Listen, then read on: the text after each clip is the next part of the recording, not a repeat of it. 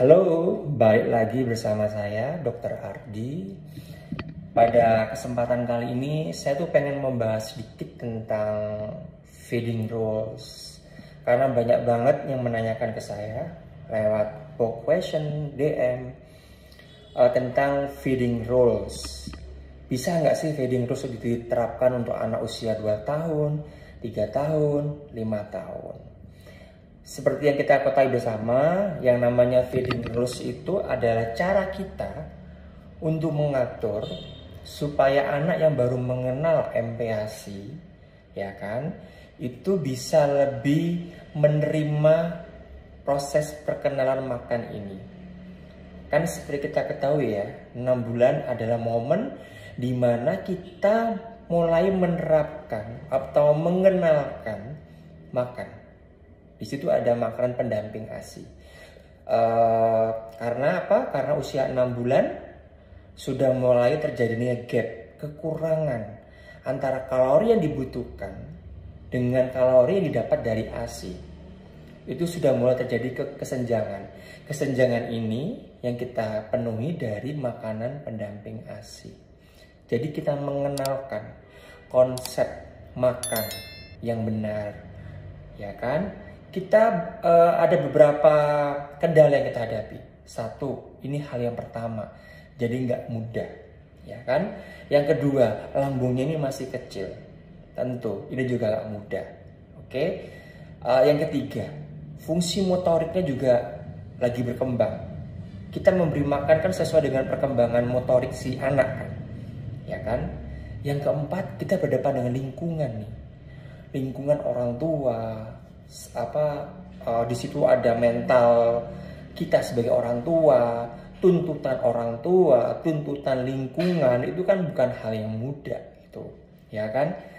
Jadi memang bukan hal yang mudah, memang bukan hal yang gampang dengan membalikkan telapak tangan, tapi kita harus tetap bisa berpikir jernih bahwa anak ini jangan dipandang sebagai objek aja. Ingat, anak ini juga punya ego, punya perasaan. Jadi kita harus bisa menurunkan ego kita dengan lebih menganggap dia sebagai manusia yang punya perasaan seutuhnya, ya kan? Dan sifatnya parenting ini atau mengenalkan makan itu adalah seni. Sekali lagi, parenting is art. Oke?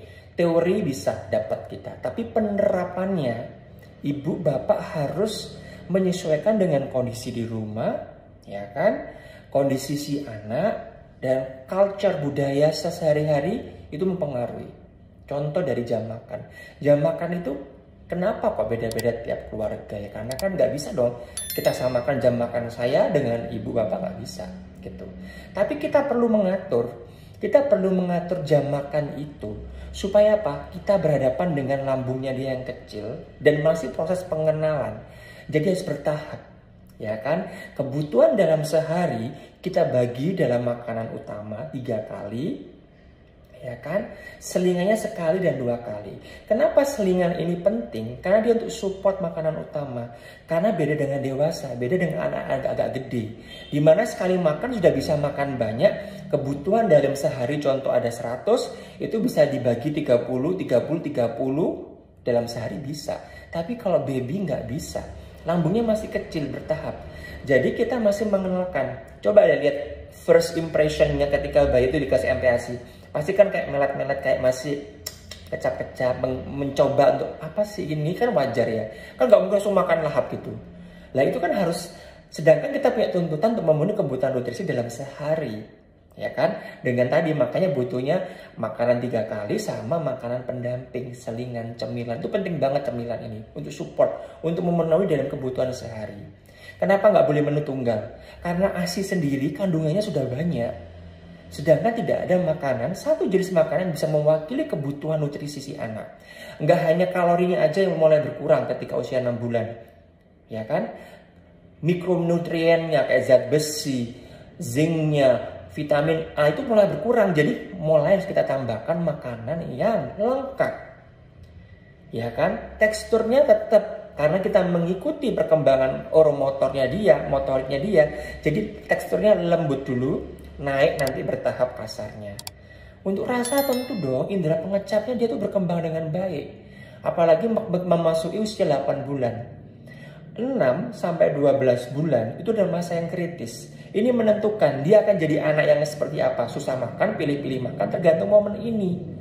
Dan di dalam momen ini ada momen lagi 6 sampai 8. 8 ini adalah momen yang genting, di mana indera pengecapnya sudah cukup optimal.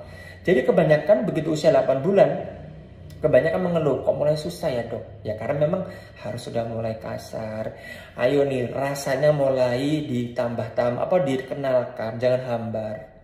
Mengenalkan makanan baru itu butuh proses. Untuk anak yang susah makan, silakan lihat di seri video saya, ada 6 atau 7 seri itu di YouTube tentang seri anak susah makan. Feeding rules bisa diterapkan nggak untuk usia yang agak gede? Saya mau tanya, Anda, saya makannya sesuai feeding rules nggak? Bayangkan ketika anak sudah punya ego, ya kan? Feeding rules-nya tidak terbentuk dengan baik. Idealnya sih terbentuk ya, makan tuh sehari 3 kali, cemilan 2 kali, itu idealnya kayak gitu. Tapi ketika itu belum terbentuk dari sejak dini, tiba-tiba umur 2 tahun ditabrak dengan hal itu, dikasih hal itu, apa yang terjadi? Pasti anak jadi marah, GTM, egonya kuat. Ibunya egonya kenceng, anaknya juga kenceng, bubar. Ya, ingat sekali lagi kita ini ngasih makannya sesuai dengan anak. Ikutin. Ini parenting is art, seni. Silakan membangun nuansa nafsu makan tumbuh itu nggak hanya dengan rasa, tapi kan dengan suasana. Mungkin dengan pakai topi yang lucu, sendok yang lucu, duduk sambil bercengkrama, silakan. Jadi silakan lebih bijak untuk menyikapi, mengenalkan makan sejak dini, biar anak nggak jadi susah makan atau pilih-pilih makan. Ingat, anak juga manusia, terapkan sesuai dengan parenting, sesuai dengan kondisi keluarga di rumah. Ingat, parenting is art. Oke, salam sehat dari saya.